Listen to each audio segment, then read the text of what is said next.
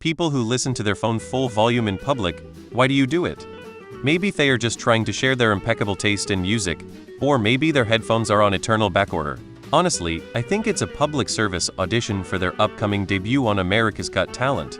But for real, if your playlist isn't universally acknowledged as a banger, maybe keep it to yourself, or at least at a volume where I don't feel like I'm part of your personal dance party while waiting in line for coffee. We appreciate your enthusiasm, but let's save the concert for the shower, maybe. The people who do this have no idea what phone etiquette is. It's usually a certain age group too, the ones who taught us to respect but have no idea how to do it themselves.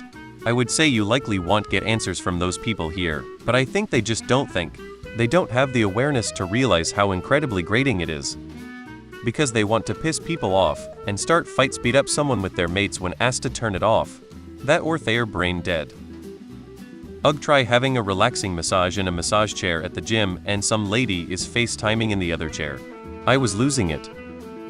In my country it is common for idiot parents to put idiot videos for their idiot kids so they can stay sit and entertained while traveling by public transport. Imagine having to suffer your whole travel by bus, train or subway hearing a dumbass video in a phone at full volume. This is one thing that phones changed for worse. When smartphones didn't exist yet, you didn't have this full volume crapfest in your everyday travel. I don't do it, but if I do, it's when someone is calling me and I can't get to a different place and it's super important and my headphones are dead. I can't hear well, so speakerphone is all that works in those scenarios. Some percentage of the population is clueless, unmannered, and/or inconsiderate.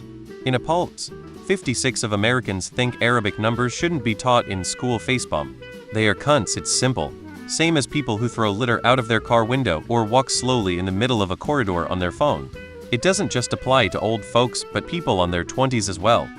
Blatant lack of consideration for the people around them, plain and simple. So, fucking rude. Manners cost nothing. I had to ask people in an ICU waiting room to turn their phone down. They were watching music videos at full volume and laughing, while the rest of the room was waiting to find out if their loved ones would live or die. It's actually insane how fucking oblivious and self-centered so many people are. That's why I think they do it. They are just straight up dumb and have no awareness of others or even themselves. Like they do it in Starbucks at top-notch volume, and sometimes they are conducting business and they are just shouting into the phone and they have the other person on speaker and everything is really loud and I feel so cringe embarrassed for the whole situation. My friend does this. He's in his 50s. He does it because he can't hear and refuses to wear his hearing aids. I only do it if my headphones have died. I get a phone call because my phone speakers are damaged. You can't hear anyone if it's not on speaker or you're using headphones. It gets annoying, but I only do it if I have no other choice. I'll admit I did this exactly once in my life, and although my sound was turned up, it was nowhere near full volume. I forgot my headphones at home and was extremely depressed and pissed off due to overwork and stuff at home. I needed to dissociate on my phone on my ride home from work and just thought fuck it. I was so tired and mad I didn't really think about the people around me. I was in a daze and all I knew was I needed to watch some mindless videos.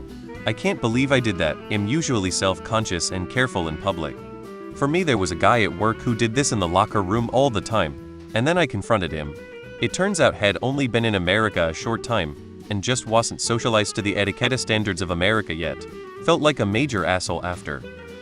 We have designated quiet areas on the trains in the Netherlands, and sometimes you hear people saying to each other that people won't really mind.